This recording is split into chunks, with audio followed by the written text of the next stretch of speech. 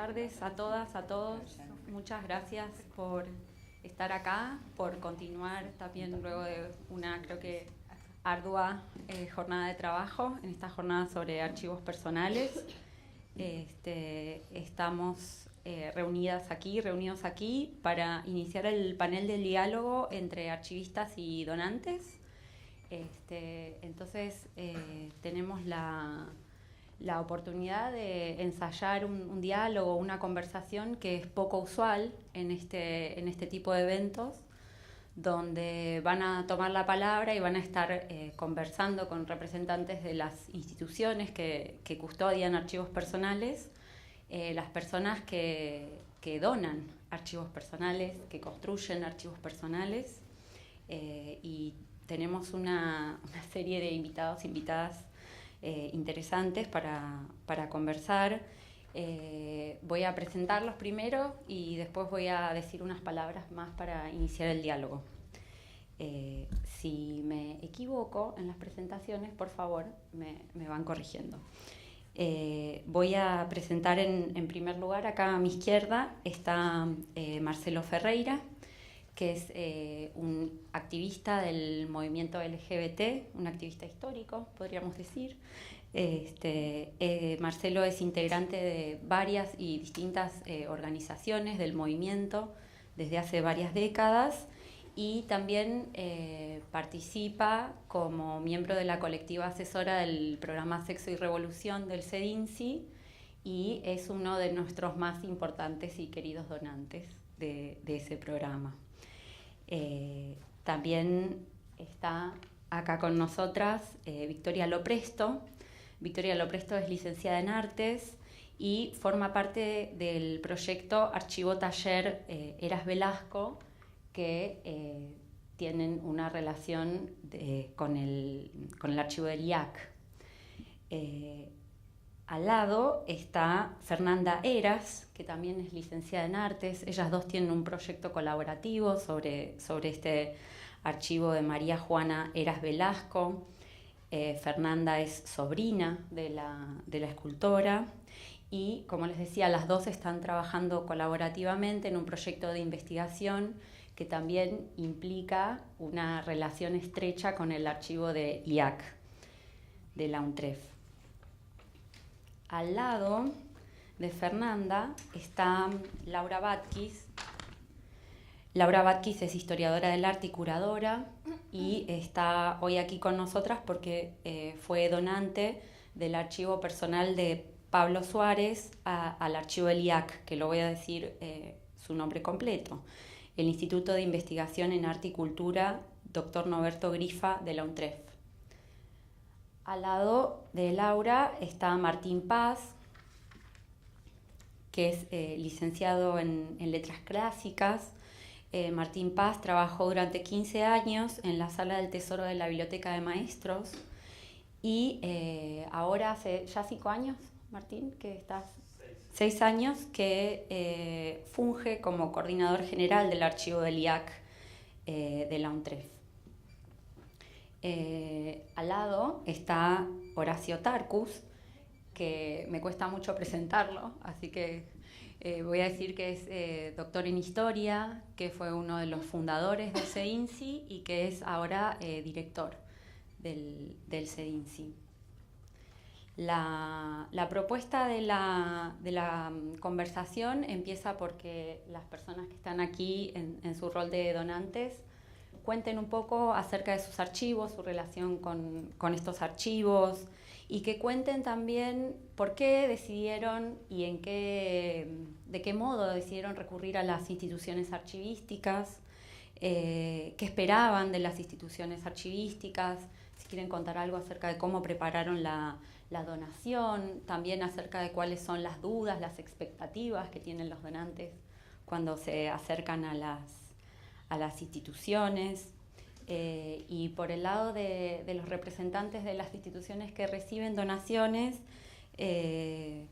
quizás quieran contarnos cuáles son los desafíos que les plantean estos archivos personales, que los archivos personales suelen ser acervos muy singulares, que tienen muchas veces grandes expectativas por parte de quienes donan y cómo se relacionan con con esas expectativas, esos desafíos que plantean los archivos personales. Así que, sin más, voy a dar la palabra en este sentido, de derecha hacia izquierda, eso es muy bueno. Tengo. Gracias. Bueno, muchas gracias. Bueno, para contar un poco el archivo, voy a explicar un poco en qué consiste el archivo en el que estamos trabajando en conjunto con la colectiva de Sexo Revolución. Es un archivo que tiene como base el clipping, que es esta práctica de recortar noticias de diarios y revistas, pegarlas en una hojita y guardarlas en carpeta. En la comunidad homosexual, el clipping se volvió una práctica social importante en los años 80, porque tiene que ver con el contexto postdictadura y el contexto de destape, que permitía que varias revistas, artículos y en diarios tuvieran una mirada de la homosexualidad sin precedentes anteriormente. Una mirada, en ese momento se pensaría más positiva, si la miramos ahora nos causaría horror, pero en ese momento se veía como más positiva. Y esto hacía que la gente recortara y pegara, recortara y pegara. De esa manera, cuando nace la comunidad homosexual argentina, coetánea a este mismo momento, esta práctica se vuelve institucional. Y una de las cosas, al ingresar yo a la comunidad homosexual argentina, primero que hacíamos es tomar una pila de diarios en un grupo de gente, recortar y pegar, poner fecha. Esto hace que este archivo empiece a tomar institucionalización. Luego se enriquece con la práctica por la misma práctica de otras organizaciones, como la Iglesia de la Comunidad Metropolitana, etc. Y cuando con Carlos Jáuregui, el primer presidente de la Comunidad Homosexual Argentina, fundamos otra organización a principios de los 90, Gays por los Derechos Civiles, este archivo, con base en el clipping, se empieza a agrandar con otras, el acceso a nuevos medios y con las circunstancias sociales que van cambiando. Por ejemplo, las personas que hacían clippings personales sabían que había un archivo importante en la institución, en Gays por los Derechos Civiles, y venían y nos donaban su archivo. O, por ejemplo, la práctica de grabar programas de televisión en video se empieza a hacer más frecuente, entonces el archivo incorpora el video.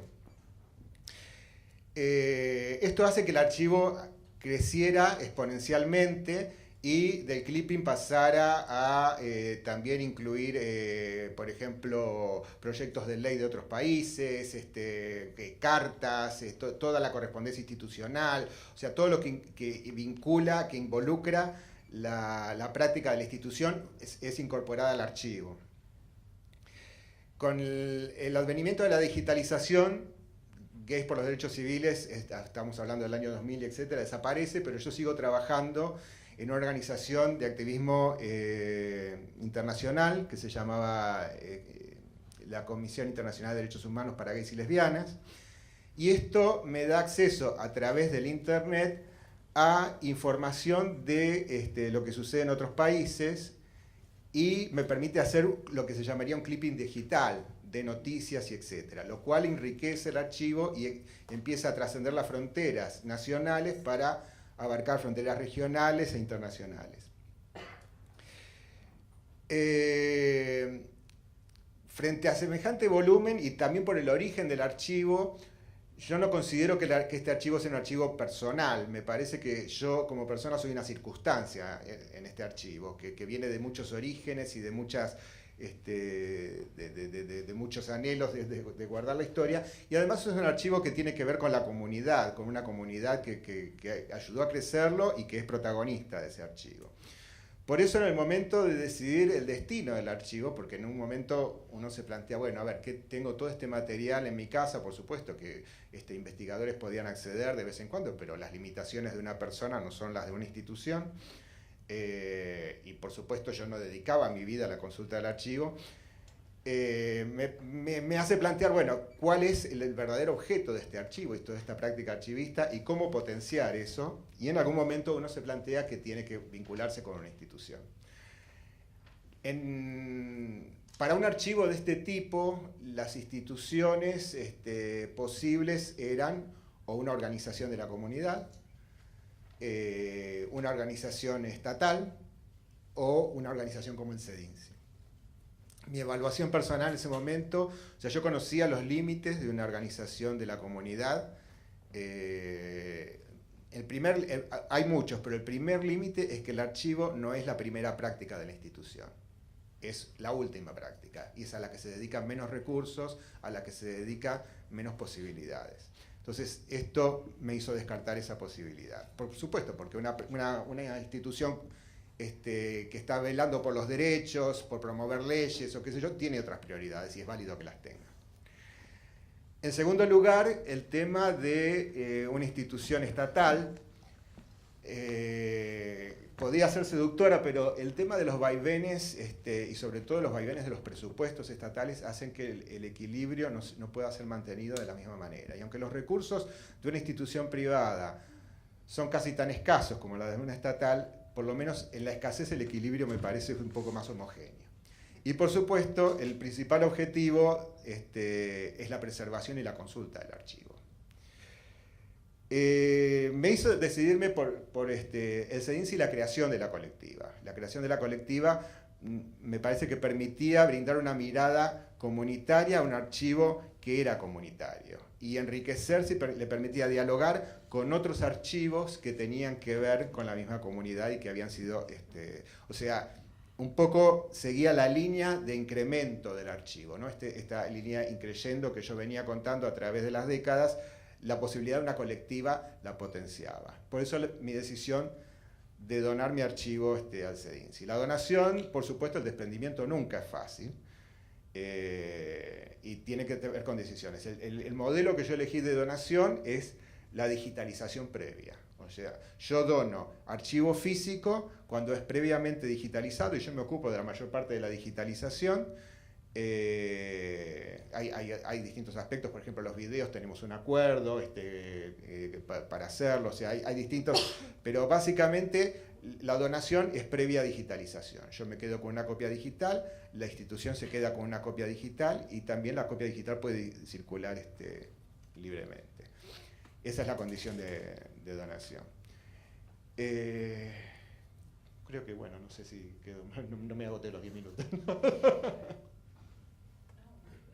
Bueno, gracias. Bueno, buenas noches. Mi nombre es Victoria Lopresto. Yo voy a tratar de contarles un poco cómo llega el archivo de María Juana Heras Velasco a esta instancia de digitalización que está llevando adelante el archivo IAC, desde un lugar tal vez privilegiado, porque en realidad no soy donante ni formo parte de la institución. Yo estoy trabajando en el archivo, digamos, con el acervo, con la obra y con los documentos de María Juana desde su muerte, hace ya 4 o 5 años. Así es que bueno, voy a tratar de contarles un poco de este proceso.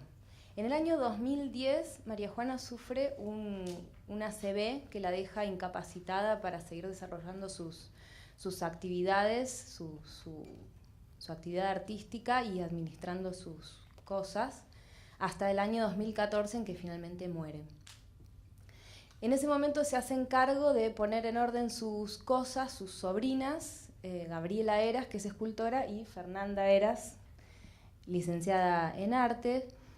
María Juana no tuvo hijos, esto es algo que no estábamos diciendo, pero es importante. Entonces, bueno, ellas donan este legado. Bueno, en estas circunstancias particulares, ¿no? Porque, digamos, estos 4 años entre la ACV y finalmente su muerte, bueno, son una etapa difícil de llevar, en la que además ocurre un hecho que es una inundación en el taller de María Juana, que afecta sobre todo la parte del taller en donde ella trabajaba, y bueno, llega a deteriorar sus herramientas, su espacio de trabajo y alguna parte de la obra. Tal vez es el hito que hace que que la familia decida intervenir fuertemente sobre sus cosas. Es así que en su taller, que es una casa grande, una casa antigua con varias habitaciones que le pertenecían, donde ella trabajaba y guardaba su obra, que para los que no la conocen es obra de muy grandes dimensiones en general, se llevan a cabo distintas refacciones para poner en condiciones este espacio, para hacer, generar las condiciones ambientales adecuadas para seguir alojando la obra de María Juana y lo que había en el taller también de documentación de lo que forma parte hoy de su archivo. En el 2014, entonces, lo que había de documentos de María Juana que todavía estaba conservado en su casa pasa al archivo, se traslada al taller y entonces se consigue reunir en este mismo espacio físico sus herramientas, los materiales con los que ella trabajaba, su obra y acervo documental en un espacio también de una alta carga significativa, porque este taller fue el lugar donde ella trabajó los últimos 20 años y donde se generaron muchos de estos acontecimientos de los que el archivo va a dar cuenta. Hay que decir que el archivo era un corpus de documentos bastante heterogéneos, como suele suceder en los archivos personales de artistas visuales. Entonces también en esta reunión de material empiezan a aparecer cosas que se han planteado también en otras mesas acerca de los límites entre la obra y el documento. Solo por contarles alguna curiosidad, apareció entre las cosas una servilleta de tela, en donde quedó registrado un juego de un cadáver exquisito que María Juana jugó seguramente en alguna sobremesa en el bar El Hispano, con Libero Badi, con Ennio Iommi, con Heredia, y quedó, digamos, como parte de la cosa cotidiana ahí entre otro material. Bueno, estas son el tipo de cosas que aparecen y con las que hay que lidiar. Entonces era un material heterogéneo, era mucho material porque además María Juana había guardado muchas cosas, o sea, había tenido esta voluntad de conservar muchas cosas, por ejemplo, sus agendas desde los años 40, o también en muchos casos correspondencia, no solo la que ella recibía, sino también copia de la correspondencia que enviaba. Entonces conservamos, por ejemplo, también un intercambio que es muy interesante con Emilio Petoruti, que había sido su maestro, en el momento en el que María Juana, y que ya estaba viviendo en Europa, en el momento en el que María Juana estaba armando su primera muestra individual en la Galería Van Riel. Entonces aparecen, es interesante tener de esta conversación en particular el intercambio completo. De estas cosas, por ejemplo, además de ser diverso y de ser abundante, estaba en un grado muy importante de desorden. Todo esto estaba muy desordenado, a pesar de que encontramos como algunos intentos de sistematizar u organizar algunas cosas, como por ejemplo estas cartas con su maestro que sí estaban apartadas y ordenadas cronológicamente.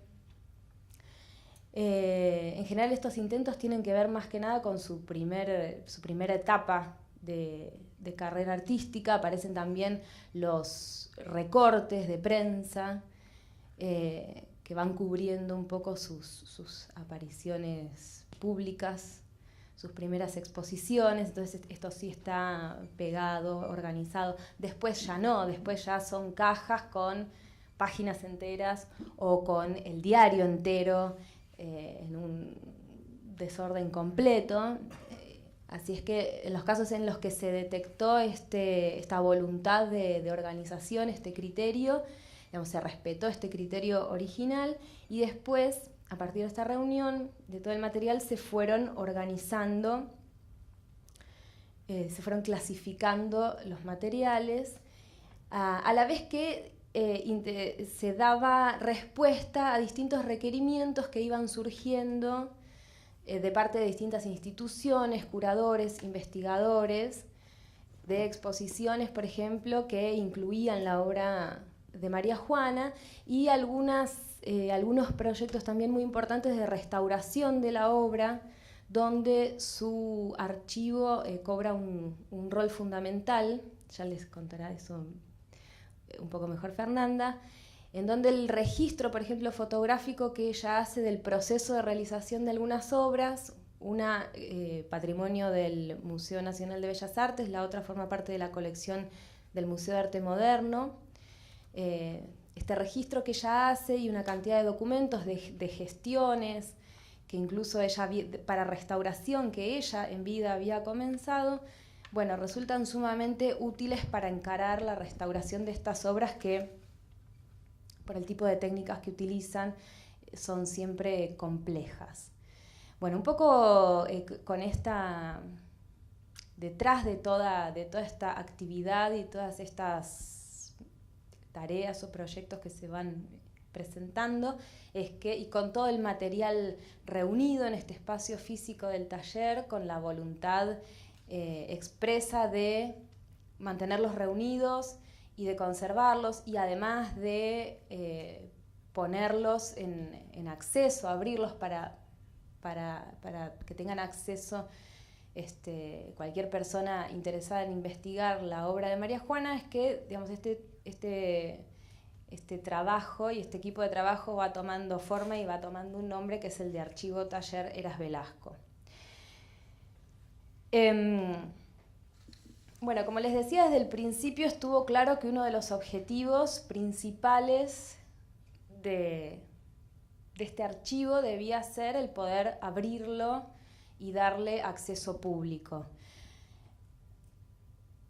Así es que, bueno, inmediatamente se presentó como una cosa importante de encarar la digitalización del archivo y luego de evaluar distintas cuestiones que tienen que ver desde las más técnicas relativas al software hasta que además tienen toda una dimensión política acerca de los tipos de software que se utilizan y demás, el marco institucional y diversas cuestiones. Llegamos a evaluar la posibilidad de encarar de forma independiente esa digitalización.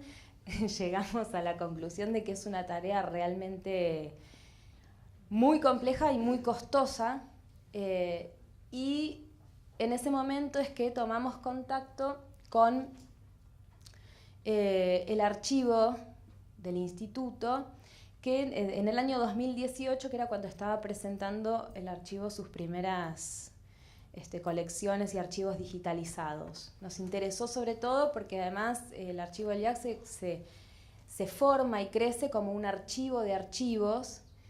Entonces, bueno, llegamos rápidamente a la conclusión de que este era el marco más adecuado en términos institucionales y en relación a la preservación de este cuerpo de documentos y a las posibilidades que esto habría para hacerlo accesible, que esta era la vía más adecuada. En ese sentido entendemos que con el trabajo que llevamos hecho hasta acá y con el trabajo que el IAC tiene realizado hasta acá, esto se va a encarar como una tarea de cooperación. Esto recién se inicia, hubo todo un año de conversaciones, el convenio se cerró a fines del año pasado y comenzamos ahora hace poquito tiempo. Así es que va a ser un trabajo de colaboración. Si me preguntan, vos nos sugeriste que hiciéramos alguna pregunta o algún planteo sugerente. A mí me intriga mucho cómo el IAC como institución se plantea los mecanismos estos de este tipo de colaboración acerca de la información que incluso las tenedoras del archivo de los herederos pueden brindar en lo contextual y como en términos de testimonio demás, ¿no? Un montón de información que pone en contexto y que pone en contexto los documentos y que muchas veces cubre algunos silencios del archivo, da cuenta de algunos acontecimientos que están documentados y muchas veces documentos de los que quedan solo algunas pistas. Eso me parece interesante y por el resto, bueno, tenemos, ya lo acabo de decir, tenemos como plena confianza en las prácticas y en los criterios que se implementan en el archivo IAC y en las personas que lo llevan a cabo, así que también agradecer a Martín Paz, a Olga Zurita, a Inés Esteves y a todo el equipo. Y finalmente, en términos personales, digamos, yo empecé trabajando con este universo de cosas de María Juana cuando se trataba de un acervo personal y privado recientemente heredado, con todo lo que eso implica. Digamos, es muy complejo en un montón de sentidos y es una tarea también de mucha intimidad muchas veces. Así es que bueno, este paso hasta este nuevo estatus de publicidad del archivo me genera mucha satisfacción y mucha expectativa en cuanto a a que logre constituirse en una herramienta realmente útil e interesante para la investigación. Como archivo taller Eras Velasco vamos a seguir trabajando en la difusión de una cosa importante que no dije es que parte del acuerdo de digitalización del archivo es que el archivo, no sé si lo dije o no, lo vuelvo a decir, que el archivo va a permanecer físicamente en el que fue el taller de María Juana reunido con la obra, en el mismo espacio que la obra. Así que nosotros vamos a seguir trabajando en eso y vamos a seguir trabajando en la difusión de la obra de María Juana. Lo próximo que tenemos ahí al salir es un sitio web al que vamos a subir contenidos fundamentales para abordar el estudio de la obra de María Juana, un CV extendido, una cronología documentada, ¿no? Como herramientas útiles para abordar la obra y también un espacio útil para articular con el sitio del IAC para recibir la solicitud de consulta física del archivo. Así es que creo que eso es todo por ahora. Tengo uno acá, pero agarro este. Bueno, ya está dicho todo. En realidad, solo subrayar un poco este interés que tenemos de la conservación de la obra y del archivo y también el interés de hacer público este archivo y en ese interés la digitalización por parte del IAC nos vino muy bien, nos sirvió, nos alivianó muchas tareas.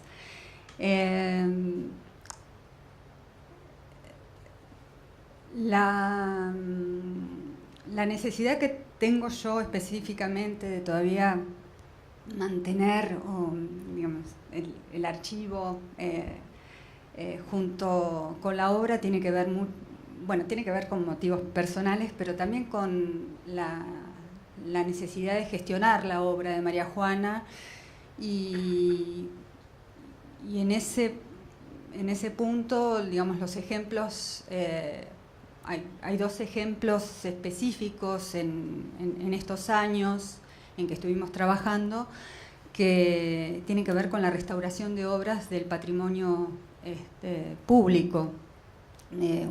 Una obra en el Museo Nacional de Bellas Artes que creo que ya para el mes que viene estará nuevamente emplazada en el espacio que le corresponde, y otra del Museo de Arte Moderno. Necesitaron mucho de nuestra colaboración, del trabajo de investigación que hicimos en el archivo y de decisiones a partir de estas investigaciones.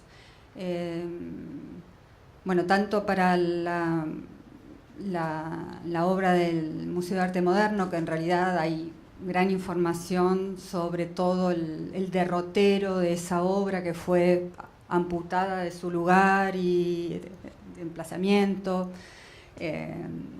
y que bueno, hubo que buscarla, rastrearla, bueno, hubo muchas complicaciones que están documentadas ya desde la vida de María Juana y bueno, y documentado por mí en esa época, que bueno, también está digamos, dentro del archivo, sirvió para ayudar a los restauradores, a quienes se hagan cargo de la restauración, a pensar cómo resolver el problema, que también es todo un tema, porque la obra de María Juana es obra en hierro, policromado, y es una técnica que es, digamos, no conocida por la restauración, digamos, clásica. Entonces, bueno, nosotros también podemos brindar desde el archivo información sobre cómo resolver estos problemas. Bueno, yo creo que ya dijiste vos mucho y yo, así que paso. Hola, ¿qué tal? Yo soy Laura Batkis. Bueno, les cuento un poco cómo me convertí de pronto en algo así como la tenedora, heredera de Pablo Suárez. Fue de una manera totalmente azarosa, son esas cosas así que... primero empezó con mi interés, bueno, yo soy historiadora de arte y durante 12 años fui docente en la Cátedra de Historia del Arte Argentino Contemporáneo, en una época en donde no había ni libros, ni fotos, ni documentación sobre artistas argentinos contemporáneos. Entonces decidí que para armar un archivo personal, que de hecho en algún momento tendré que donarlo, yo lo digitalicé porque yo sigo dedicándome también a la docencia, tengo como 8.000 diapositivas, un archivo de arte argentino que lo hice de manera personal porque yo tenía que dar clases de arte argentino contemporáneo y no había fotos de obras de Marcelo Pongo, ni de Harte, ni de Benedit, ni de nadie. Entonces, una cosa así sola, así yo dije, bueno, incluso en el 87, que yo empecé a dar clases en la UBA, con un fotógrafo que en ese momento era Daniel Kibliski, ahora todo es digital, es distinto, yo empecé a armar mi diapoteca. Entre esa diapoteca estaba, bueno, un señor que se llama Pablo Suárez, con quien me encuentro en el año 88, y no había nada, de nada. Y bueno, mi vínculo concreto con él es que personal y profesional. En ese momento yo agarré y me puse a buscar toda la obra que había de Suárez para fotografiarla, y cada cosa que había de Pablo Suárez la empecé a fotografiar, y además profesionalmente empezamos a estar muy vinculados, y después personalmente, y además empezó a haber un archivo que yo ni me acordaba que lo tenía, que tuvo que ver con la grabación, porque más o menos desde el 89 yo empecé a ser la persona que escribí, porque a Pablo le gustaba cómo yo escribía, hablábamos mucho, es un vínculo personal muy fuerte, y entonces yo era crítica de arte, curadora, amiga personal, entonces empecé a escribir todos los catálogos de él, y como Suárez hablaba mucho, yo sentí que estaba frente a alguien que es como que uno a veces, no sé, intuye que tiene que cuidar algo porque es muy importante. Voy a decirlo, no tenía hijos Pablo, así que Suárez tenía sobrinos que no le han interesado nunca mucho la obra, él era muy desprolijo, y yo agarré ahí para cuidarlo, algo así, como dije, yo a este señor lo tengo que cuidar, y empecé a conservar. Entonces él recibía, qué sé yo, el diploma del premio Conex, lo iba a tirar y yo agarraba y lo guardaba, ¿no? Y después empecé a tener, y bueno, tuvimos un vínculo también personal, y Suárez era prácticamente nómade, solo tenía una casa que compró en Colonia al final de su vida, en Uruguay, pero alquilaba todo el tiempo, era muy pobre, esa es la típica amiga del artista que cuida al artista, ¿no? Al artista gay, bisexual, con el que después tuvimos fuimos también un matrimonio, fuimos cónyuges de hecho, para que él también por amor y para que él tuviera la obra social, todos los que hacemos las mujeres con la comunidad bisexual, ¿no? En un momento cuando no se podía, todo ese cuidado, pero con muchísimo amor. El hecho es que Pablo Suárez se murió hace 12 años, en el 2006, y cuando se murió, con Jarte, su amigo y sus discípulos, sus dos grandes amigos, desarmamos su casa y yo le dije, Jarte, vos llevate la poca obra que queda, había algo de obra, guárdatela, y yo quiero todos los papeles, todo, que ya tenía una cantidad. Todo eso quedó en una caja, desde cositas así, y la verdad es que se guardó y nunca más se abrió por un tema personal. Yo estaba ligada a un hombre que se murió, que para mí fue dolorosísimo, la pérdida de Pablo Suárez, con lo cual no es que yo dije, bueno, yo sé, no sabía, es un poco esas intuiciones, de yo sé que este señor es importante, él hizo todo para no quedar en la historia del arte, algo así. Era muy autodestructivo en un punto, y realmente, porque lo digo porque yo por eso lo grababa, le sacaba fotos, pero él tenía una cosa muy, por razones personales que yo creo, que estoy casi segura, pero muy esa cosa, ¿no?, de como del gay de otra época, ¿viste? Como y el suicidio del padre, y el tipo como que hay algo, bueno, entonces él se encargaba de tirar una obra y dejarle, regalársela a alguien, agarrar un papel y dejarlo, y todos agarrarlo. El tema es que, bueno, cuando yo guardé cuidadosamente todo, sabía que era importante, me costaba hasta leerlo, todas las agendas de Suárez, todos papeles negativos, todo guardé, y la verdad es que siempre era, bueno, Laura, ¿cuándo vas a hacer un libro de Pablo? Bueno, Laura, ¿cuándo vas a hacer algo de Pablo? Como si uno tuviera aparte el tiempo, la disposición y aparte el duelo afectivo de poder, ¿viste? Como es, decía, yo está guardado. La verdad es que por suerte el año pasado la tarea la agarra Malva y hubo una primera retrospectiva de Pablo, una primera muestra importante que la hizo Patricia Rizzo, que yo colaboré muchísimo, pero menos que en esta, porque yo en ese momento Suárez había muerto hace un poquito. Pero el año pasado, por suerte, Malva me llama porque va a hacerse una muestra, si yo podía colaborar. Y ahí con mucha dificultad lo volví a abrir después de 12 años y sentí como la verdad es que esa sensación de, sí, que no sé cómo decirlo, yo creo que me encontré en la vida de Pablo para esto, de darla. Yo desgrabé de nuevo 10 años de entrevistas, había que volver a eso. Se digitalizaron y había que volver a escuchar la voz, y eso sí está, las grabaciones están en una parte en el catálogo de Pablo, es lo que es un material increíble, con su voz, con todo. Y cuando terminé de colaborar con los curadores de Malva, yo no quería tampoco, no era la línea curadora, ni pero di muchos, tiene la obra, y ahí sí vino directamente la idea de, y ahora que ya abrí, es como que se desclasificaron estos archivos, se perdieron dolor, encontré un material riquísimo, y aunque él no quería, decía, yo no quiero ser un bronce. Desde que el mercado del arte se interesó en un artista que nunca le interesó el mercado, hasta que hay una locura por Pablo Suárez, es como el ídolo de una época, empezó a ser una estrella sin él haber hecho nada. O sea, realmente no es el tipo que no había un lugar físico. Entonces yo dije, todo esto hay que donarlo, hay que darlo, y apareció, bueno, yo sabía, yo estaba por un lado Espigas y por el otro un TREF. ¿Por qué decidí el IAC? Primero porque es una universidad nacional y me gustaba, le interesaba lo nacional.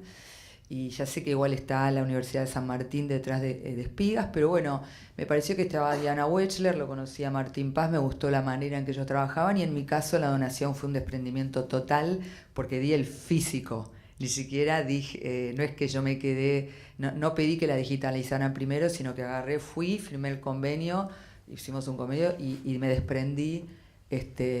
¿Por qué me desprendí? Porque yo también me voy a morir en algún momento. Yo no tengo hijos y yo no quería que eso estuviera en mi casa. La verdad que quería que estuviera en una institución. Por supuesto que yo voy a seguir colaborando para todo y la gente me sigue llamando, etcétera, pero esa fue la razón por la que sentí que la manera en de que se divulgue la obra de un artista y los cassettes, todo, tuvo que ver con la donación del IAC, ¿no? Y te dejo a vos, Martín. Bueno, yo voy a hablar un minutito así en términos más generales y después voy a hacer algunos comentarios respecto de los fondos y de los archivos de Heras Velasco y de Pablo Suárez. Cuando empezamos hace relativamente pocos años, hace 6 años, notamos que había una demanda, ¿no?, por encontrar alguna institución, algún lugar, algún espacio que existiera para albergar fondos personales, archivos personales, o para recurrir para asesoramiento, ¿no? Nosotros empezamos, antes de que se forme el archivo, el instituto recibió la donación del fondo de la Galería Lirolai, una donación de una biblioteca personal de Edgardo Kosarinsky, y el fondo personal de Alberto Collazo, un historiador del arte. Entonces, a partir de eso se pensó en crear una institución. Ahí me convocó Diana Wexler, y al poco tiempo de empezar a trabajar notamos esta demanda, ¿no? Además, bueno, convocamos un equipo de trabajo con especialistas, bueno, con archivistas, por supuesto, y especialistas en arte, en fotografía, en conservación, en informática.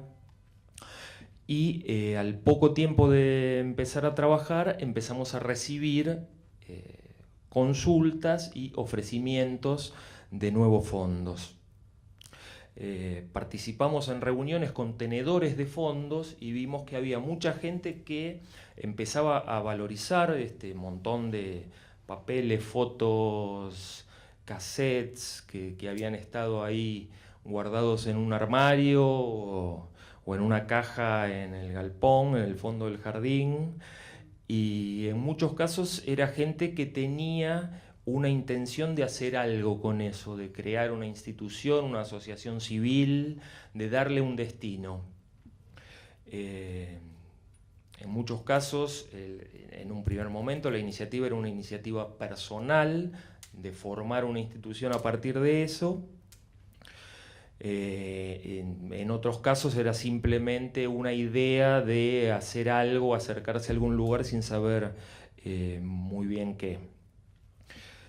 Bueno, en estos contactos también percibí que en muchos de esos casos los fondos estaban en riesgo.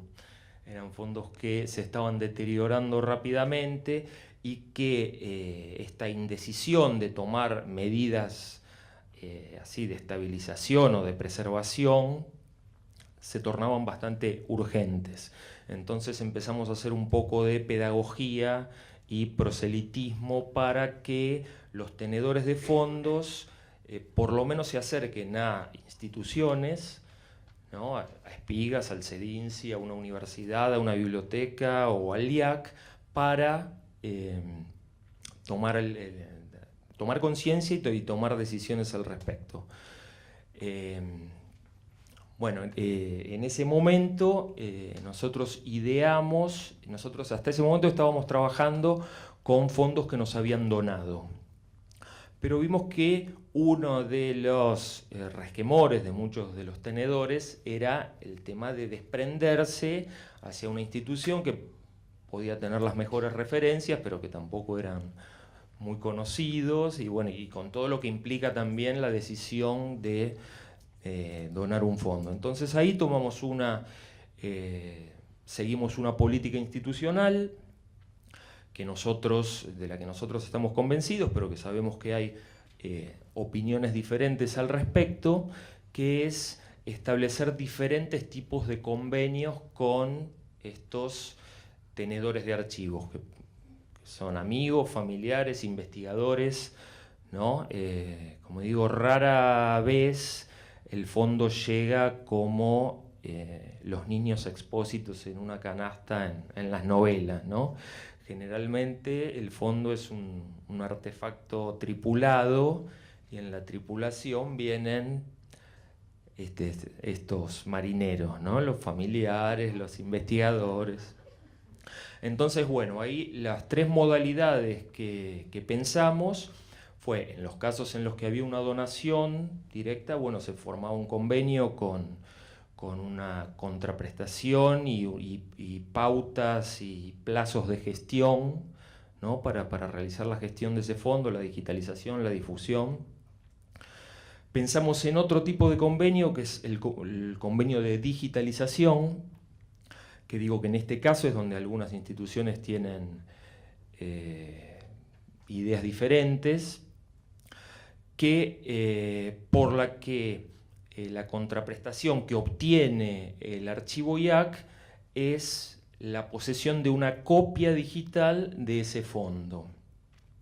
Entonces, bueno, eso implica, o sea, siempre en todos los casos, hacer un diagnóstico inicial del estado en el que el fondo está, luego hacer un cuadro de clasificación, hacer como un mapa de ese fondo, establecer prioridades para comenzar a trabajarlo y luego comenzar con las tareas de digitalización y de catalogación.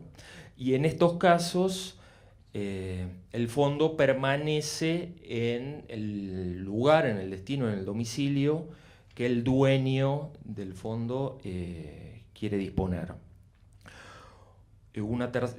La mayoría de los fondos que estamos trabajando en este momento, como les contaba, hace 5 años, 6 años que empezamos, 5 años que abrimos con 3 fondos, en este momento estamos trabajando en muy poco tiempo ya con 24 fondos. La mayoría de los fondos que tenemos están físicamente en la sede del archivo. Tenemos también varios fondos con este tipo de convenio de digitalización y una tercera modalidad que es la que establecimos con Elvira Lamborghini, la hija de Osvaldo Lamborghini.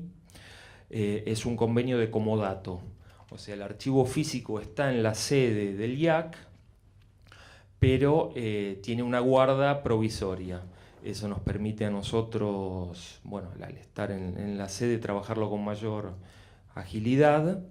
Y el comodato tiene un periodo, en este caso es de 5 años, y luego de 5 años se replantea. En general, los tenedores de fondos que se han acercado al IAC tienen una idea bastante precisa y bastante clara de qué es lo que quieren que ocurra con ese fondo. En muchos casos es la difusión, en otros casos es muchos casos de donación o de promesas de donación a futuro, es la idea de que el archivo se preserve completo y en el país.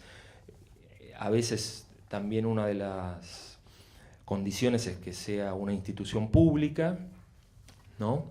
Y bueno, y consideramos que esa decisión inicial y la claridad con respecto al destino que quieren que ese fondo tenga va a facilitar muchísimo el trabajo y va a ser de gran colaboración.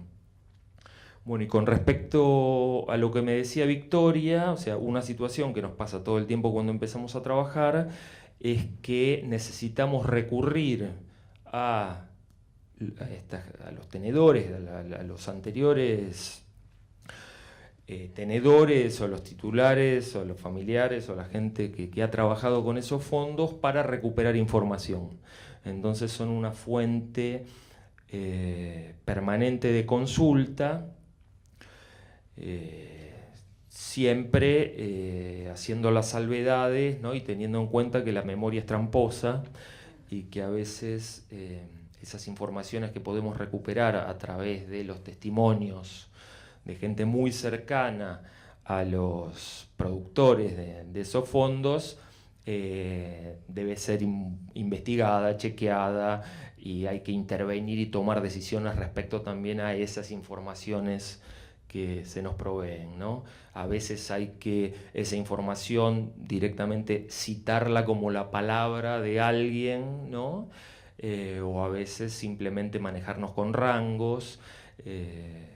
Normalmente el tenedor de un fondo que acerca un documento tiene una gran seguridad respecto a lo que recuerda de ese, ¿no? Respecto a la fecha, al lugar donde fue exhibido, a si esa foto es de la iglesia tal y después resulta que no es ahí, y que esas fotos de la playa no son Miramar en 1954, sino San Bernardo en 1980, y bueno, entonces hay que hacer una investigación también sobre las informaciones que nos acercan, pero bueno, siempre son como una fuente de consulta a tener en cuenta. Una cosa más que pasa con el fondo Eras Velasco, era un fondo de esos que los archivistas cuando los ven por primera vez sienten alivio, ¿no? Porque estaba organizado, en buen estado, en buenas unidades de guarda. Entonces, bueno, ya la tarea estaba bastante facilitada.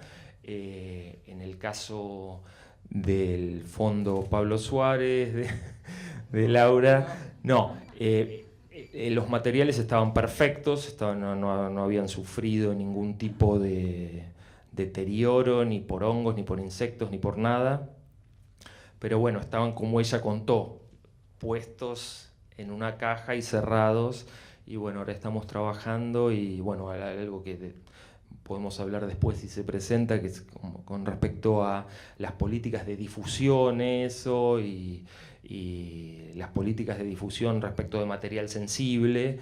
Muchos de estos fondos tienen correspondencia, tienen menciones a individuos que por ahí no desean ser mencionados, tienen informaciones económicas, a veces esas suelen ser restricciones que ponen los donantes, no quieren que aparezca ningún dato patrimonial, y bueno, y todo tipo de materiales. Por ejemplo, como dato curioso, en el fondo Pablo Suárez ahora estuvimos viendo y clasificando toda una serie de anotaciones para la ejecución de martingalas en el casino, que son muy divertidas y que además me causó mucha gracia porque ninguna de las chicas que trabaja conmigo en el fondo sabía lo que era una martingala. Y además, las martingalas ya están prohibidas hace décadas, pero se ve que cuando Pablo Suárez iba al casino todavía estaban permitidas o las hacía clandestinamente. Claro, no, él pensaba que siempre se iba a hacer rico con eso. Una cosa que quiero agregar es que como obviamente Suárez era de esta manera, no ordenado, y yo no me considero que soy la tenedora, creo que esto no anda, ¿no? La tenedora única, lo que estoy con Martín y ayudándolo yo, es que yo sé que Jarte también tiene un montón de cosas de Pablo Suárez, y tanto a Jarte, que fue su amigo, más o menos su amigo y su discípulo directo, como Horacio Campillo, que fue una de sus primeras parejas, yo los estoy llamando para que también donen y sea como un archivo de un archivo y de un archivo, y todo esto se vaya juntando, ¿no? Y en relación a lo que él dice, también es una decisión personal para nosotros con una persona difícil, que yo dije, bueno, esto es como material clasificado, pero te lo doy igual porque, por ejemplo, esto que en el Malva no lo usaron, que para mí era una obra de arte, todas sus anotaciones sobre el casino en sí misma, porque Suárez iba a Mar del Plata a jugar a ver si se volvía rico. También había negativos con, bueno, cosas sobre su vida privada que por otro lado para vos es súper interesante, para otros archivos, que dije, bueno, pero ahí está ese tema de la vida privada, con lo cual ellos ya me explicaron cómo va a funcionar todo eso de los permisos, todo ese tipo de cosas, ¿no? Yo voy a referir a parte de nuestra experiencia en el CEDINCI como un centro que a lo largo de 21 años logró reunir más de 150 fondos de archivos personales y unos poquitos institucionales, instituciones que ya no existen. Algunos de ustedes conocen, el Fondo de José Ingenieros es uno de los más voluminosos, los fondos socialistas de Nicolás Repeto, de Enrique Dickmann, de Juan Antonio Solari.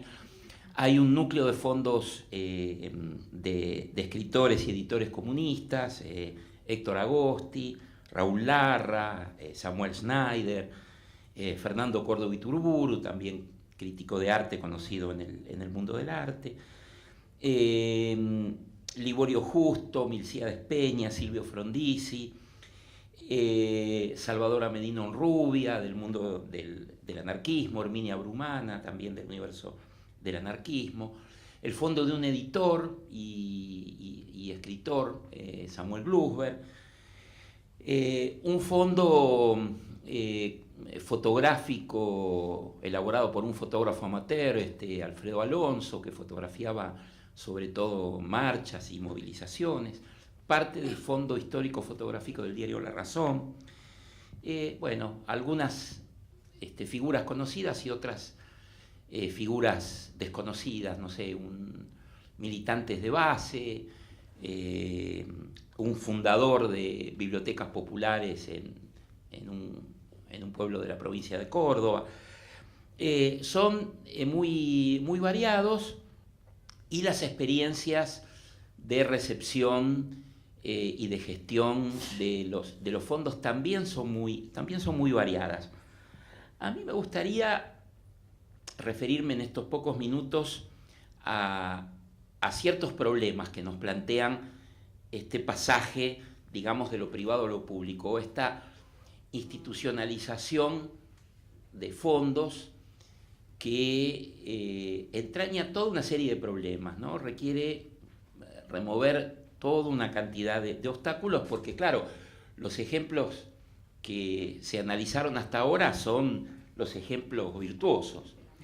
Lo que cuenta Marcelo a propósito del CEDINSI no se puede multiplicar por 150. Realmente la experiencia de Marcelo y de la colectiva es algo excepcional. Archivos que llegan organizados, traídos por sus propios organizadores, que identifican las fotografías, las fuentes, que lo digitalizan, que acompañan el proceso de descripción archivística, que tienen voluntad de que eso se consulte. Bueno, realmente, digo, más no se puede pedir, pero realmente es una excepción, es uno entre 150. Y yo creo que diagonalmente han aparecido algo de los problemas que tiene que ver con las alternativas que se le plantean a los descendientes o a los depositarios de archivos o a los productores de archivos que se encuentran en determinado momento con que determinado fondo excedió su capacidad, su vida personal, su casa, su depósito, su capacidad de gestión, su capacidad de recibir demandas de investigadores que quieren ir a su casa a consultar ese tipo de material, y se enfrentan con toda una serie de posibilidades, la más débil de las cuales son nuestros centros. O sea, hay otras opciones mucho más tentadoras y que nos plantean una serie de desafíos y una serie de problemas. Yo creo que hay que decirlo, los centros del llamado primer mundo le ofrecen a los depositarios de archivo garantías excepcionales. Primero, ofrecen comprarlos a cifras que tienen un alto valor en nuestro país. Ofrecen una garantía de visibilidad, una garantía de resguardo, y por supuesto la contraparte que tiene esto es que un fondo producido localmente pasa a una universidad, la biblioteca de una universidad de los Estados Unidos, o un centro de Holanda, un centro de Francia. Hay muchísimos ejemplos de fondos de archivo, como ustedes saben, que han ido a parar al exterior, y no siempre por voluntad de los propios productores. Sí fue la voluntad de Victorio Ocampo, pero no fue así la voluntad de Roberto Arlt, que jamás hubiera imaginado que su fondo de archivo iba a estar en Berlín. O Rodolfo Mondolfo, que dejó su fondo de archivo aquí y sin embargo volvió a Italia. Mondolfo se negó a volver a Italia y se quedó en la Argentina el resto de su vida, después de su exilio en la etapa mussoliniana, y sin embargo su fondo de archivo volvió a Italia. Autores impensados, izquierdistas, comunistas, como Álvaro Yunque o María Rosa Oliver, sus fondos, ¿no? Se pueden consultar en la Universidad de Princeton, en la Universidad de Harvard. O sea, ahí tenemos una competencia desleal. ¿Qué garantías podemos ofrecer nosotros o qué posibilidad de compra?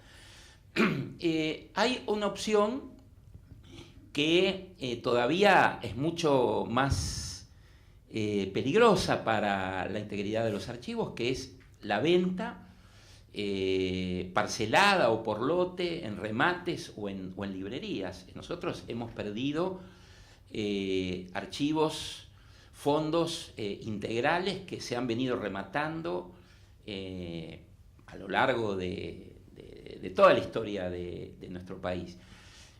A mí me ha tocado asistir con unos poquitos pesos, los poquitos pesos que restan de la caja del CEDINSI, lo que podía reunir, algunos remates, y ver con desesperación que los fondos integrales se desguazan, y entonces el coleccionista de Borges compra las cartas de Borges, el coleccionista de arte compra las cartas de arte, el coleccionista de arte compra un libro dedicado por Rafael Alberti que tiene un dibujito. Entonces, a través de esta fetichización se desguazan los fondos, lo que una institución pequeña y sin recursos y sin apoyo puede comprar es lo que no se vendió en el remate, o sea, aquello que los coleccionistas descartaron porque los corresponsales no eran conocidos. De modo que, digamos, ahí tenemos un riesgo muy grande. Los donantes recelan, y muchas veces con razón, porque muchos fondos se han perdido, hay fondos que han desaparecido en verdaderos agujeros negros del Estado argentino. Hay fondos que yo tengo constancia de donantes que me dicen: esto ha sido entregado a tal institución, a cual institución. Otros años las mencionaba, se armaban peleas horribles. Este año no las voy a citar con nombre y apellido, todos saben a qué instituciones me refiero. Se perdieron fondos enteros. ¿Qué pasa con esos fondos? Bueno, a veces aparecen partes de eso en librerías de viejo, a veces aparecen en remates, aparecen libreros que vienen con sellos de piezas que pertenecieron a fondos integrales. Creo que mucho de lo que estamos aquí todavía tenemos memoria de cuando se remató el extraordinario fondo bibliográfico, hemerográfico y artístico que había reunido durante toda su vida el que era el dueño de la revista Crisis, que era un empresario de origen uruguayo que había vivido mucho tiempo en la Argentina y había realmente construido una biblioteca, una hemeroteca y un fondo artístico extraordinario.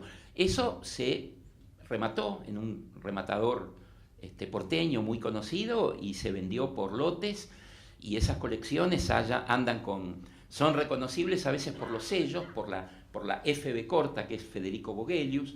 Yo cuando veo en librerías de viejo intento vanamente reparar una pérdida imposible y trato de comprar aquellas revistas o libros o algún grabadito que perteneció a Vogelius, como una suerte de gesto melancólico nada más, porque digo, eso se perdió irremediablemente, y como eso se pierden muchos fondos. Entonces, digamos, nuestro trabajo obviamente es educar con el ejemplo, es establecer un vínculo mucho más un vínculo transparente, claro, preciso con los donantes, y además un trabajo de intervención pública, de intervención en los medios, tratando de generar conciencia en los donantes, conciencia en los funcionarios acerca del valor de este tipo de documentación, de este tipo de patrimonio, ¿no? Que todavía suena raro, patrimonio documental, ¿no? Hasta hace poco el patrimonio era el patrimonio arquitectónico, patrimonio documental parecía casi como un oxímoron. Bueno, se va imponiendo poco a poco, se va generando una conciencia. Y también entre los donantes, también es un trabajo en la propia sociedad civil. Los amigos del equipo del CEDINSI me dicen: no hables mal de los donantes porque nos vamos a clavar en 150 donaciones, pero yo creo que es interesante mencionarlos. No voy a hacer nombres propios, o voy a intentar no hacerlos, pero sí quiero mencionar, sí, problemas que nos enfrentamos cuando, por ejemplo, recibimos fondos a donde algún familiar pretende organizar, ¿no?, en forma amateur el fondo de su padre, de su tío, de su abuelo, pretende escribir una biografía que finalmente nunca escribe, ¿no? Normalmente no escribe, pretende editar una correspondencia que finalmente nunca edita porque se dedica a otra cosa, porque el trabajo le excede, porque no sabe cómo hacerlo, termina escribiendo un texto testimonial que puede tener mucho valor, pero que muchas veces implica una intervención y una alteración, ¿no?, que para nosotros después es muy bravo reponer, o sea, cómo volver al orden originario, respetar el orden que le dieron los descendientes. Todavía más grave es el expurgo. Las familias tienden a dar fondos de archivo que no contengan, por ejemplo, cartas comprometedoras que hagan a la imagen que va a dejar su padre o su abuelo. En ese sentido se han perdido, se han roto cartas y documentos extraordinarios. Me acuerdo que cuando hacía hace muchos años mi tesis de doctorado, di con una figura muy interesante, un internacionalista belga que había enviado Carlos Marx a la internacional, la primera internacional a Buenos Aires en 1872, que se había quedado a vivir en nuestro país y que se había carteado con Marx, se había carteado con Engels, con Paul Lafargue y otras figuras del socialismo internacional. Y él hablaba de esas cartas con orgullo. Yo dije, bueno, qué mejor que contactarme con los descendientes para trabajar con esas cartas, traducirlas, publicarlas, incluirlas en mi investigación. Y uno de los nietos me dijo, no, Tarcus, lamentablemente llegó demasiado tarde. Al poco tiempo que mi abuelo falleció, mi tía, no me acuerdo cómo se llamaba, Blanquita, dijo, esto va a comprometer la memoria de papá, y las quemó, ¿no? Algo que podría haber hecho justamente a la trascendencia de esta figura, se llamaba Raymond Vilmar, ¿no? Hoy sería mucho más recordado Raymond Vilmar con esas cartas que sin esas cartas, pero la hija creía que le hacía un bien. Bueno, hay muchos fondos de archivo que nos llegan en cuotas, que nos llegan en partes, y los archivistas se vuelven locos porque cada pieza que llega no es que se inserta en el rompecabezas, sino que implica procesos de rearmado permanente. A veces estamos a punto de publicar algo no en la web, sino impreso, y nos llega una última parte y nos desarticula toda la organización. Hay fondos de archivos que se donan a lugares insólitos, ¿no?, que uno pareciera que los descendientes le tienen bronca al antepasado, lo van a depositar en el lugar donde nadie jamás lo va a buscar.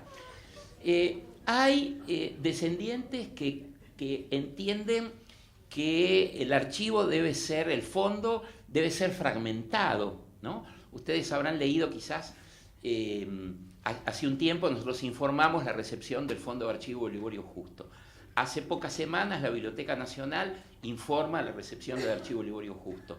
El Museo de Bellas Artes informa que ha recibido un fondo fotográfico de Liborio Justo. ¿Y quién tiene el Fondo de Liborio Justo? Todos y ninguno. Porque los familiares consideran que las fotografías debían ir a Bellas Artes, el archivo político tenía que ir al CEDINCI, el archivo literario tenía que ir a la Biblioteca Nacional, a las cartas privadas tenían que quedar en casa de los familiares, de modo que ellos creen estar haciendo un bien, y en realidad el que quiera hacer un estudio integral sobre Liborio Justo lo va a pensar dos veces, porque tiene un fondo totalmente disperso y de una actividad que una figura la pensaba como integral. Los descendientes la desdoblan en aristas que el productor no había pensado.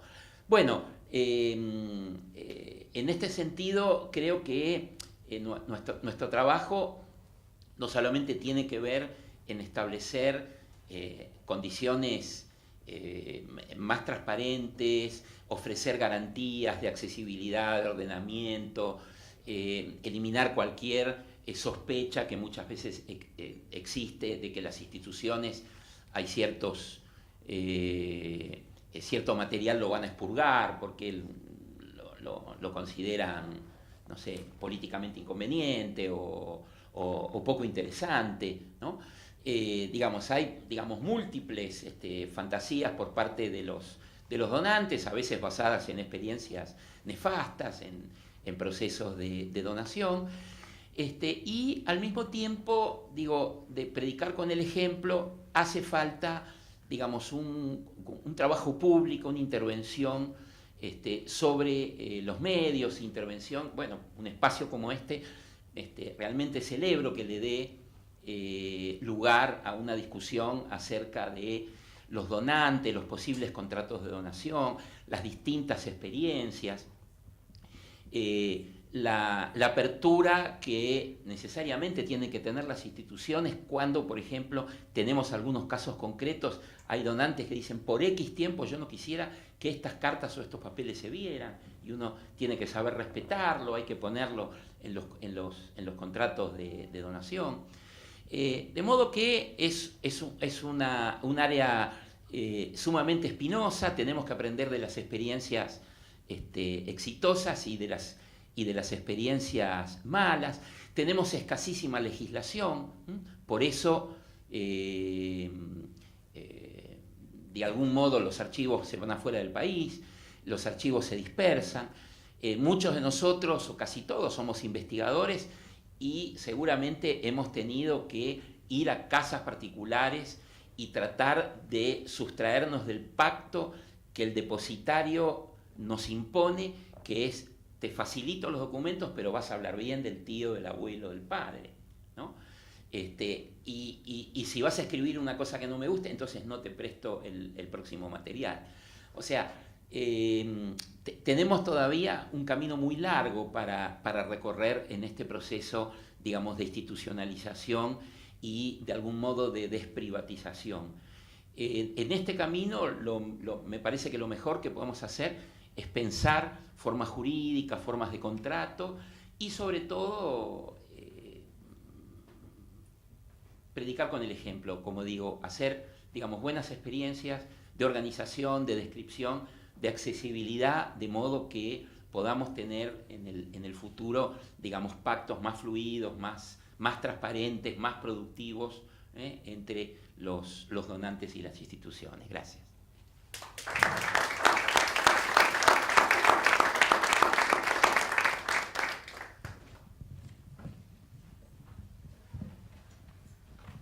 Bueno, muchas gracias a cada uno por sus intervenciones.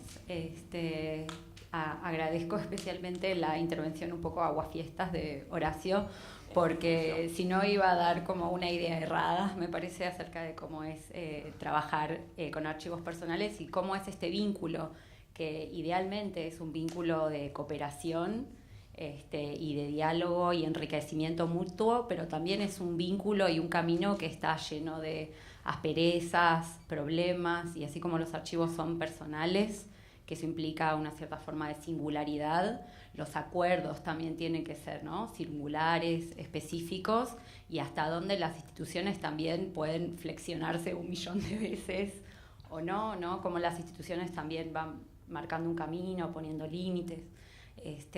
Así que muchas gracias. Ahora voy a abrir a la participación de las personas que estuvieron escuchando acá. Me gustaría antes dar dos preguntas o dos cuestiones que me gustaría que Marcelo cuente un poco más.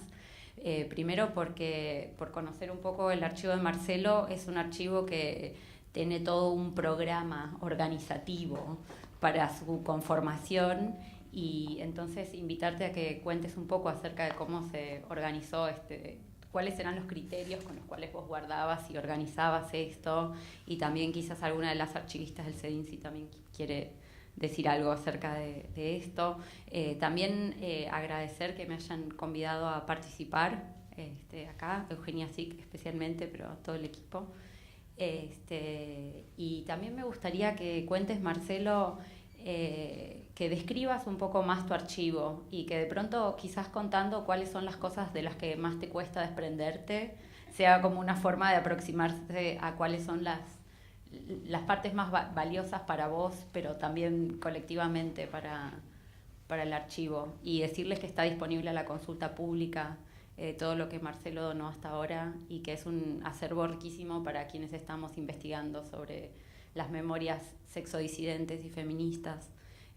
Así que si quieren recogemos varias preguntas o comentarios, o incluso acá también si tienen ganas de seguir dialogando, alcen sus manos, por favor. Yo quería preguntarles, hicieron una pequeña referencia a las cosas que no se pueden mostrar, en base a lo de Pablo Suárez, y vos, Martín, creo que le dijiste algo a Laura sobre el tema. ¿Qué es eso? No, respecto a lo que se puede o no mostrar, cuando se establece un convenio con alguien que acerca un fondo, la persona que acerca el fondo muchas veces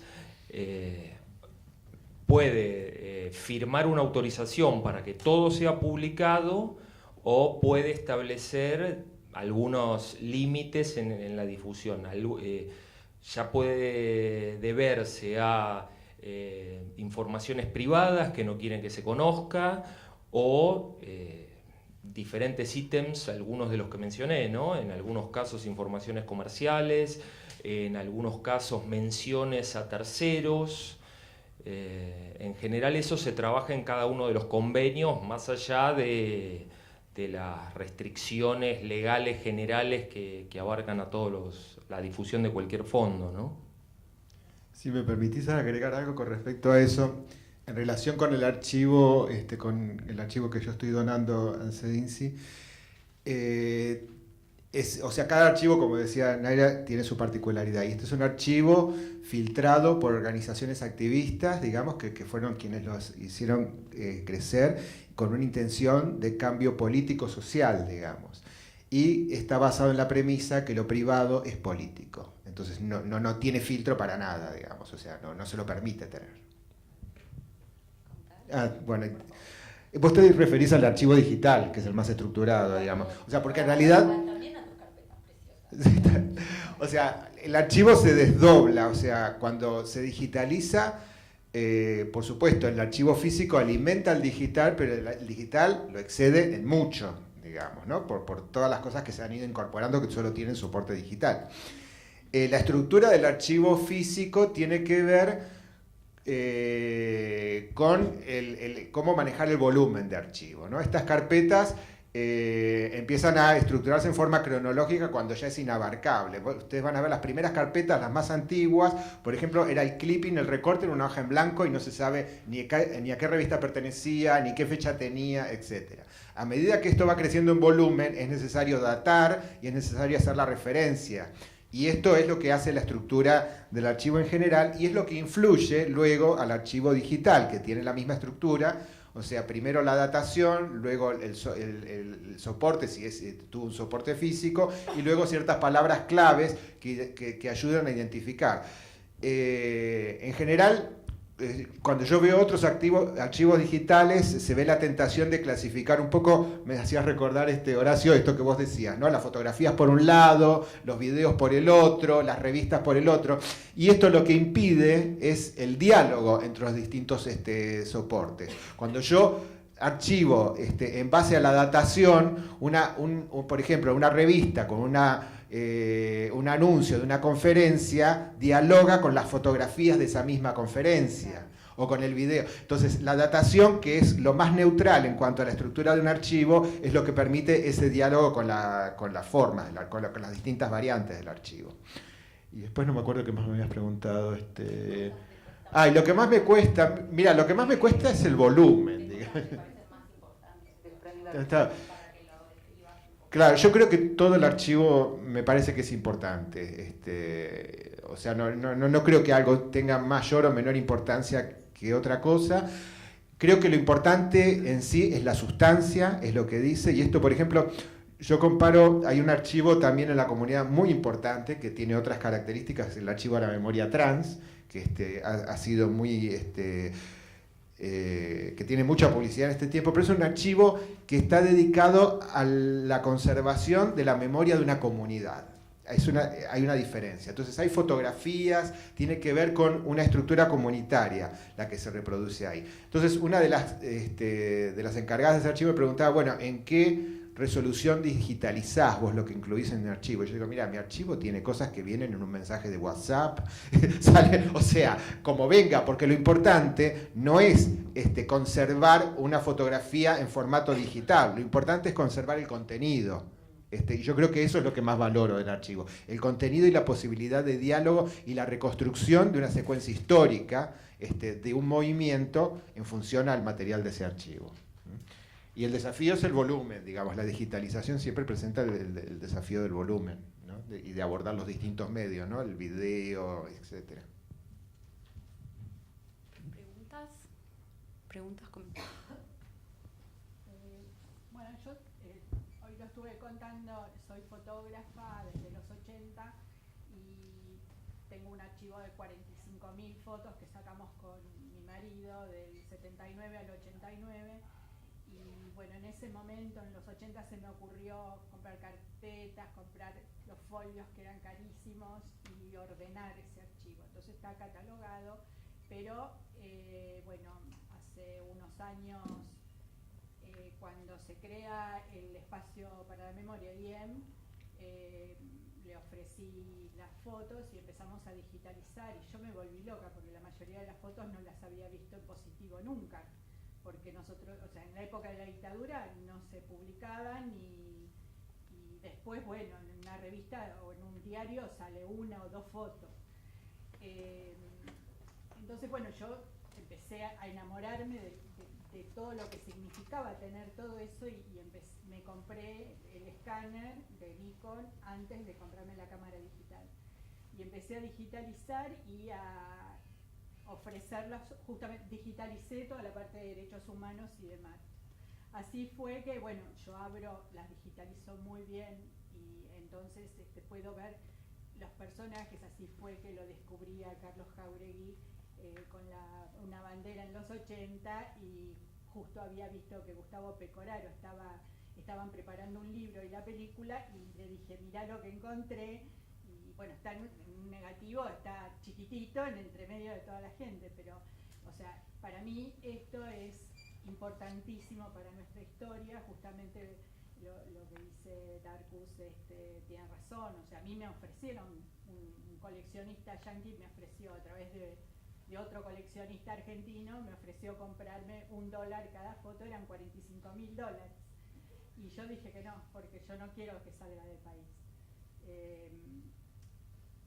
En este momento, bueno, yo vengo ofreciendo el proyecto de la digitalización y de la donación, porque yo sé que mi marido se murió, tenía 49 años, y, o sea, yo me puedo morir mañana y yo quiero que esté resuelto y participar por esto, ¿no? Esto es mi archivo y yo quiero participar en toda esta recuperación y la identificación, y que se haga lo que yo estoy haciendo, que es ofrecerlo para estudios, para investigación y para nuestro país, digamos, para nuestra historia. Y la Facultad de Filosofía y Letras me ofreció, me llamaron porque la bibliotecaria que fue de Abuelas está en un proyecto, está adentro de las bibliotecas, y bueno, se armó todo un proyecto y un equipo, y yo voy a participar de ese trabajo, y con estudiantes, y eso es lo que yo quería, participar. No me puedo,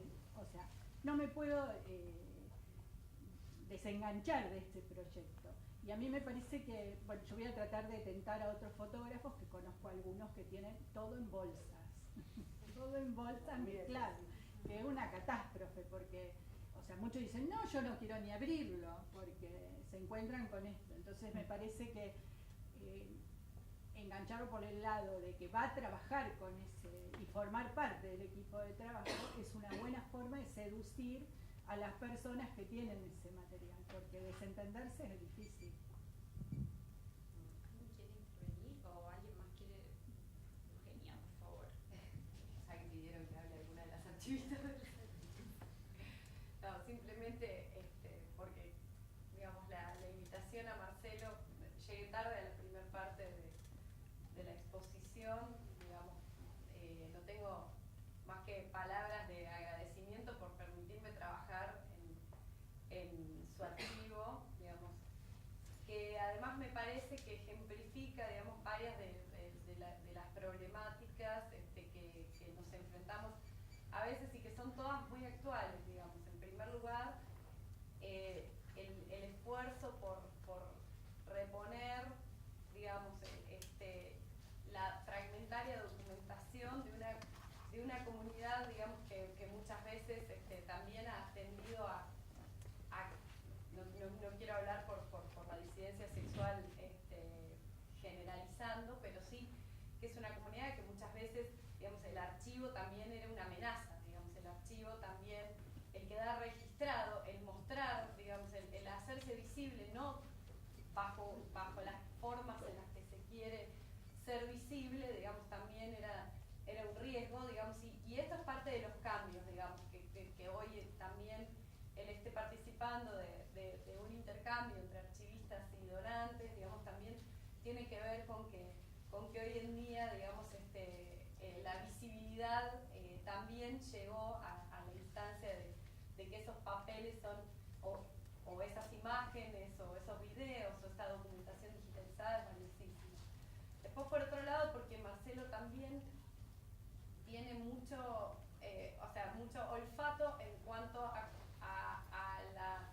la fragilidad de los soportes digitales, digamos, y eso también a mí siempre me llamó muchísimo la atención, porque viendo el listado de los archivos, hay muchas páginas web que hoy en día obviamente ya no existen, noticias en la web que ya no existen y que, como se ha mencionado varias veces en este congreso, digamos, y es uno de los motivos por los que estamos reunidos acá, todo eso es por demás frágil. Y por último también el placer de el poder divertirme con él, digamos, reviendo este archivo, porque justamente, así como ella en un momento decía hoy que el archivo es su hijo, digamos, o hay una cosa también, y por eso se generan también tantos recelos, digamos, es la propia vida o es la vida de un ser querido o es la vida de una persona que quizás no era tan querida y con la que hay que resolver ciertos conflictos, digamos, todo eso es también un trabajo donde hay muchas pasiones alrededor y donde muchas veces todo eso no termina, digamos, como en el caso del trabajo con Marcelo, que es, para mí, alegría pura, digamos. Nos sentamos, hemos visto videos para identificar personas y qué sé yo, y yo me divierto, compartimos, él cuenta las historias, y así pasa con otros donantes, digamos. Y con otros donantes, justamente, todos estos resquemores por lo valioso de ese apego hacia el archivo, digamos, que también está imbuido de todas esas sentimentalidades, es más complejo en cuanto a los recelos, a pensar todavía que una carta, digamos, va a hablar mal, bien de una persona, digamos, o va a destruir una imagen, cuando todo eso se puede tensionar y poner en juego, incluso con más documentos de archivo. Y así que, no, nada, eso, quería como saludar este panel, estas intervenciones, porque justamente es un ejercicio que creo que tenemos que empezar a hacer más seguido también, digamos, de interactuar, y bueno, y Horacio en ese sentido también nos viene enseñando, nos viene entrenando un montón, y preparar respuestas comunes y articular políticas comunes para que justamente hay ciertas cosas que ya no sean, digamos, puros resquemores, sino que podamos ofrecer elementos concretos, ¿no? ¿Alguna intervención, pregunta más? Tenemos dos. Recogemos las dos, que empiece quien quiera y respondemos después. A todos los donantes, la pregunta que les hago es: ustedes cuando pensaron que tenían que dejar esto, legado, lo que es el legado, fueron a una institución con una serie de inquietudes. Ahora que ya dieron el paso, que esto está, ¿qué pueden decirnos? ¿Cumplieron sus expectativas? ¿Mucho más? ¿Mucho menos? No sé.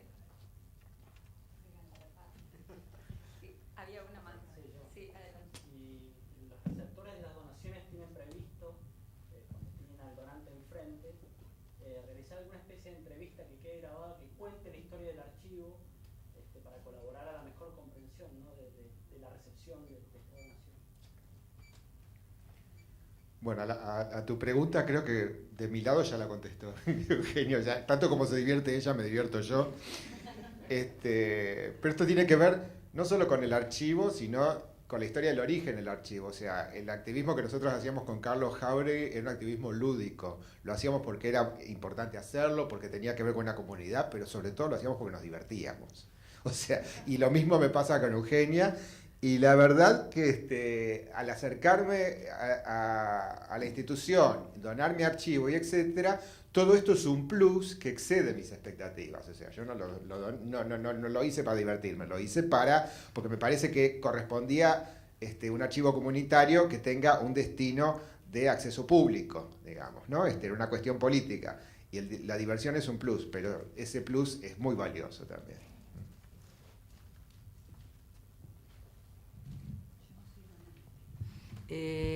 Bueno, yo las expectativas, ya que él me diga que estuvo mirando, que Martín me diga que estuvo mirando, por ejemplo, todas esas, ¿cómo se dice?, predicciones con la lotería, me deja tranquila de que lo está mirando. O sea, vos me decís, ¿cuáles son, entendés? ¿Cuáles son mis expectativas? Una caja guardada en la casa de Laura Batkis, es la memoria histórica de un artista, no solamente habla de Pablo Suárez, el archivo, sino toda una generación, de también unas cuestiones de género en la vida de este artista. Y que todo eso, bueno, a mí, estoy súper feliz de haber podido dar yo siento un alivio, porque yo sentía que tenía algo que me había heredado y que no lo quería vender, esto estaba segura, porque además no ibas, o sea, era una deuda moral que yo tenía con él, ¿entendés? O sea, para mí es un artista que pueda, o sea, para mí es un alivio que esté en un lugar y que sea acá, ¿viste? Que después, y creo que lo que vos, Horacio, ¿no?, dijiste, porque yo, bueno, conozco muchos artistas, trabajo con artistas todo el tiempo, es rarísimo, pero bueno, vos sos la sobrina y es buenísimo, pero lo que yo veo en general es que cuando un archivo cae directamente en un hijo o algo, dije, chau, se destrozó. Cuando cae como yo que no era la amiga, ¿entendés? Porque lo destrozan porque era gay, porque quieren hacer plata con eso, entonces no lo muestran, piensan que tienen un archivo hiper importante, no lo muestran y después de mucho tiempo la gente se olvida de esa persona o de ese artista. O sea, si no lo visibilizás, si no lo mostrás, si no lo das, con lo cual a veces eso que vos recién decías de que conozco artistas que han fallecido incluso recientemente que ya los herederos, que son muy directos, los retienen tanto que se empieza a perder esa memoria, ¿no? Así que bueno, yo estoy feliz de que ya se haya abierto esto, ¿no? Igual en los dos casos los convenios son de hace pocos meses, así que es una pregunta que espero que puedan responder en las cuartas jornadas, que puedan dar una respuesta positiva. Y con respecto a vos hablabas si filmábamos a los donantes para que nos cuenten un poco la historia de ese archivo. No es una práctica que no hacemos la de filmar, sí la de reconstruir la historia archivística en cada caso con el donante como fuente principal, ¿no?, de consulta. A ver, nuestra experiencia con esto, como ya tiene 21 años, algunos fondos llegaron recientemente, pero otros son casi del periodo fundacional, es buena en el sentido de que no hemos tenido reclamos por parte de los donantes. Intentamos mantener un vínculo con el donante, a veces le pedimos ayuda, bueno, primero para hacer la descripción archivística, para armar la biografía del productor, de la productora. Cuando hacemos un catálogo y abrimos el archivo a la consulta y publicamos el catálogo, invitamos a los donantes. Es una pena, estaba anunciada Ada Solari, es nieta de Juan Antonio Solari, y ella y una de sus hermanas vinieron cuando presentamos el catálogo con el que se inauguraba el fondo, ¿no? Ella estaba muy emocionada. No hemos tenido reclamos, hemos tenido problemas cuando alguien le dice al donante, vos estás loco, si ahí tenías cartas de fulano o un grabado de mengano y eso podrías haberlo vendido. Entonces hay fantasías insólitas sobre el valor de las cartas, que es cierto, las cartas de Borges valen muchísimo dinero, pero digo, el 99% de la correspondencia que nosotros reunimos, si uno ve el mercadeo en Mercado Libre o en los remates, es acotado, pero a veces la fantasía del donante es, uy, metí la pata, tenía una fortuna asegurada, doné estas cartas, y entonces alguna vez algún donante volvió pero digo, es un caso puntual, y le mostramos los precios de mercado, y le dijimos, mirá, si querés, no sé, le ves un valor comercial a estas cartas,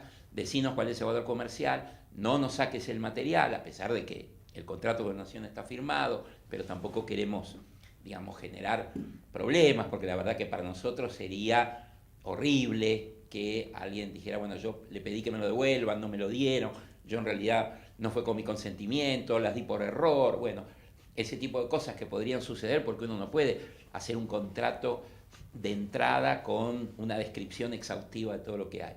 Y entonces, bueno, hubo un caso de algún vivo que dijo yo te lo voy a comprar, y le dijo un donante, y el donante le da miedo, vuelve, y finalmente ni se concretó eso. Nosotros hicimos el ofrecimiento de ponerle un valor comercial a esas cartas y salir a buscar ese dinero para seguir reteniendo la integralidad de un archivo que además ya estaba catalogado y estaba abierto a la consulta pública. Hubiera sido un crimen decir, bueno, saco estas 3 cartas de Borges. Es cierto, se pueden digitalizar y se siguen consultando, pero bueno, digamos, hay una interferencia del mercado, hay miedo en los donantes de haber hecho mal. Entonces, nuestra política es, en la medida de lo posible, hacer un seguimiento, invitarlos a las presentaciones, enviarles el boletín electrónico, convertirlas de algún modo en socios de la institución. Por último, lo ideal sería poder hacer entrevistas en profundidad y grabar las entrevistas a los donantes y recoger testimonios. En algunos casos lo hemos hecho, en otros se ha hecho en forma parcial, se ha tomado testimonio. Somos 10 para hacer todo, desde la administración, la gestión, la persuasión, la catalogación, la atención al público, para abrir la puerta y para todo. Pero lo ideal, efectivamente, como preguntaban ahí al fondo, no veo bien quién porque las luces me encandilan, pero efectivamente lo ideal sería integrar en el fondo una entrevista a los donantes extensa. Seguramente se enriquecería la descripción de la historia archivística y la ficha biográfica. Yo me gustaría agregar algo en relación a lo que vos dijiste, porque o sea, en esto de que la retención del archivo a veces contribuye al olvido, digamos, ¿no? Y esta cosa que es importante, nosotros cuando hicimos con Gustavo Pecoraro la película, el director no sabía quién era Carlos Jauregui, y hay una generación entera de gente que no sabe quién es Carlos Jauregui. Entonces, yo creo que esta cosa del archivo tiene que ver un poco con lo que el tiempo, esa falta de conciencia, ese retener, esa falta de conciencia que el tiempo lo consume todo, pero consume hasta los prejuicios contra las cartas de Marx, consume el soporte en internet. O sea, ¿a quién se le ocurre guardar algo en una nube? Yo no sé, no es algo que entra dentro de mis cálculos, pero el tiempo lo consume todo, y la práctica de archivo y la práctica de la memoria es el único espacio contra eso, digamos, es lo único que podemos ejercer contra eso. Y eso es importante. Sí, tal cual. Era para mí. No, yo lo que quería agregar de nuevo desde mi punto de vista cercano, pero no de protagonista como donante, es que me parece que esto que decía Laura de cierto alivio existe incluso cuando uno no está entregando físicamente los fondos. En nuestro caso, que venimos las dos de la historia del arte, supimos